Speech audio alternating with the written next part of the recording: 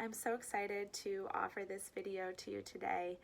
This is the first episode in a new series of videos that I'm going to be making that will be tarot and astrology weather reports for each zodiac season. So this is Capricorn season. It already started on the 21st, and we've actually had some pretty big astrology. So for this first video, I'll be doing some review of what's already happened and some looking ahead to the rest of Capricorn season. So thank you for tuning in to the first episode of Tarot and Astrology Weather Reports. All right, so the sun entered Capricorn on December 21st, and we are coming up now toward our full moon for the season, which will be in the sign of Cancer, the opposite of Capricorn, and that full moon will be on December 29th. And then we'll have our new moon in Capricorn on January 12th. So at least for this video, I'm not going to be talking about the moon cycles so much, but if you want to work with the tarot cards for these lunations, I will let you know what they are, and you can work with them on your own.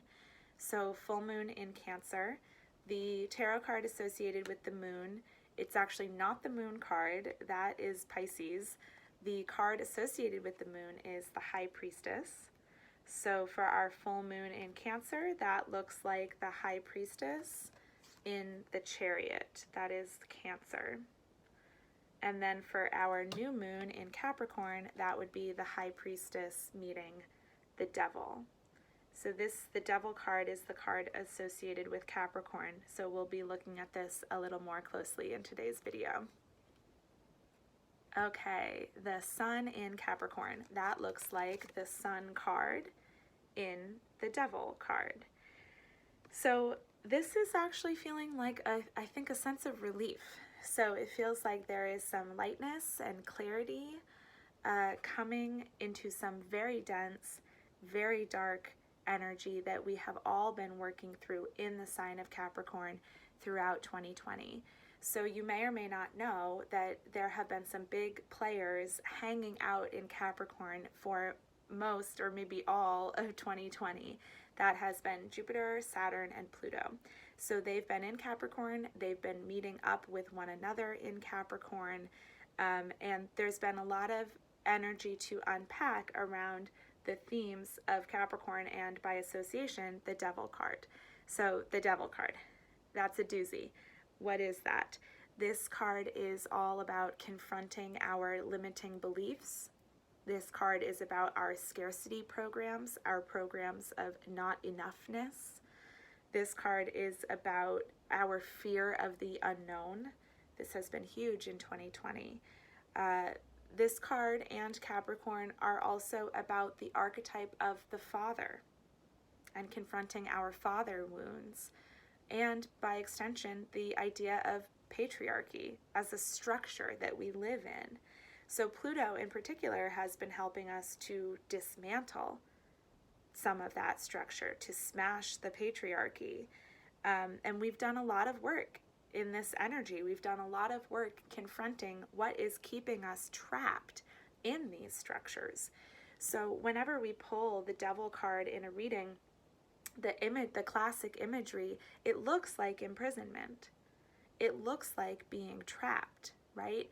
But when you pull it in a reading, the invitation, the medicine of the card is helping you to get free, to liberate yourself from the chains that appear to bind you. This is the Devil card. So this is what we're coming into in Capricorn season. And we can really look to the archetype of Capricorn to help us figure out how to get free, right? How do you do it? Well, Capricorn is cardinal earth. So this is the sign of all the signs that can literally move mountains, that can take this work that we've done and carry it forward in a meaningful way with a kind of stick-to-itiveness that we so love about our Capricorn friends, right? So that's our kind of weather for the Devil card at this time. So Pluto is still hanging out in Capricorn, but the other two, Jupiter and Saturn, have now moved on into Aquarius, and they actually met in a conjunction in Aquarius on the solstice on December 21st. And you probably heard people talking about this. They're calling it the Great Conjunction. This conjunction of these two, Jupiter and Saturn, this happens roughly every 20 years. So it's relatively rare, but it's not super rare. They say that the Great Conjunction helps to mark generations in humanity. It makes a generation. Okay, so a cycle of 20 years.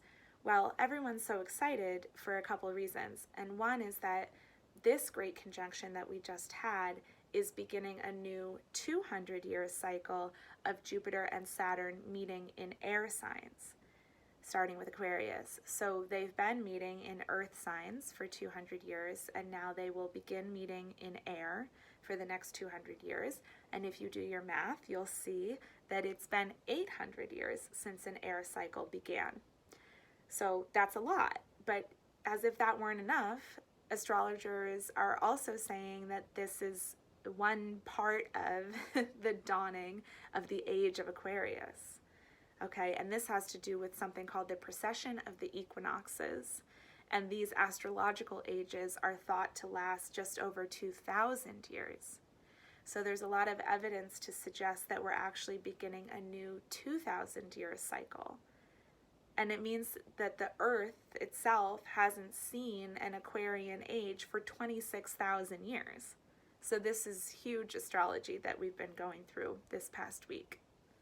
Okay, so Jupiter and Saturn in Aquarius, what does that look like? That looks like the Wheel of Fortune, Jupiter, with the world, Saturn, in the star, Aquarius. So this is our energy of the moment. Jupiter and Saturn in any sign, what does that feel like? I think it feels like an opportunity for expanding the limits of the world as we know it. It requires us to take risks, to try our luck, so to speak, and it requires us to let go of attachments to old structures, to the way things used to be. So more and more, we're going through this. We're letting go of our attachments to life before COVID, right? The way it was, you know, the way things used to be. But not just COVID, like life before whatever your own latest heartbreak, your own latest loss, karmic lesson, right? We're kind of letting go of our attachments to that. Whenever these two meet, it is an opportunity to clear old karma. Saturn has a lot to do with karmic history, your karmic legacy, karmic patterns. We have an opportunity to release those and expand beyond them. That's Jupiter with Saturn. So this expansion that we're undergoing is happening in Aquarius. That's the star card. So this is a lot of what the weather is right now, is the star. So what is that? This is a card that's about healing. It's about maintaining really healthy boundaries. It's about cultivating a spiritual practice that nourishes you so that you may then go forth and nourish others. So when we pull this card in a reading, it's an invitation to kind of get into balance or maybe even expand your way of thinking about the relationship between self and other, individual and collective, inner and outer, right? This is an invitation to think about we as well as me. And these are all very Aquarian themes, right? That match the star themes. These two archetypes resonate with one another. And so these themes that I've just named, not to overstate it, but we're going to be working with these themes for the rest of our lives, if this really is the dawning of the age of Aquarius, right? These themes are huge. This is long-term weather that we're talking about here. So there's one more card that I want to talk about in today's report, and that is the Magician. This is Mercury. So Mercury, the messenger god, he is making his way through Capricorn. He's going to have one last conversation in the sign of Capricorn when he meets up with Pluto on January 4th. And then he's going to kind of take whatever message he receives and pull that, move that forward into the sign of Aquarius, where very quickly after he enters Aquarius on January 8th, very quickly he will meet up with Saturn on January 9th and Jupiter on January 11th. So when we think about Mercury as the magician, this really reminds us that Mercury is not just the messenger god, but he is also the psychopomp. So he's the one that ferries souls from this world to the next world. He's the one that can move between the worlds, and he can bring messages from one world to another. And so we can see this in the classic imagery of the magician card with one arm pointing up and one arm pointing down. This is the principle, as above, so below. So with Mercury moving into Aquarius this Capricorn season, there is an opportunity for each of us to receive a message from above about what we are to do here on Earth as we usher in this age of Aquarius, whether it's beginning now or, you know, in a future generation. The seed is being planted now. And so the question becomes, how do we get what is above down below onto Earth? And my advice is to look to the activities that Mercury rules at this time. So can you start thinking about the age of Aquarius, writing about it, journaling, talking to your friends, spitballing ideas with the people that you care about? What does the age of Aquarius mean to you? What do you think that means? You know, you can start by doing some research about the sign Aquarius. You can look to your own natal chart to figure out where Aquarius falls in your chart. You don't have to be an Aquarius sun or moon or rising or whatever. Everyone has every sign in their chart. So even if you don't have any planets or important aspects in Aquarius, it does fall on a house or houses in your chart. So you can start to do that research and thinking and brainstorming and tapping into, on an intellectual level, right? Mercury tapping into that information from above and start to conjure the magic of the age of Aquarius and make that magic throughout Capricorn season. So just remember as you move forward that every time you speak, you are casting a spell. That's why they call it spelling.